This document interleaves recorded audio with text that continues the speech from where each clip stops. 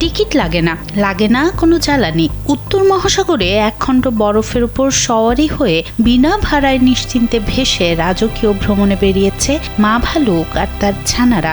রাশিয়ার পারমাণবিক জাহাজ আর্কটিকা থেকে ধারণ করা সেই অবিশ্বাস্য দৃশ্য এখন ঘুরে বেড়াচ্ছে বিশ্বজুড়ে। হাড় কাঁপানো ঠান্ডায় সমুদ্র কাঁপিয়ে চলছিল পরমাণু শক্তিচালিত জাহাজটি। ঠিক তখনই থার্ড মেট নিকোলাই ইলিনভের চোখে পড়ে এই মিষ্টি দৃশ্য। একটি বিশাল বরফের চাইকে আস্ত নৌকা বানিয়ে তাতে চেপে ভাসছিল পরিবারটি। এরপর অলস সময় কাটিয়ে মা ভালুকটি ছানাদের নিয়ে টুপ করে পানিতে ঝাঁপ দেয়।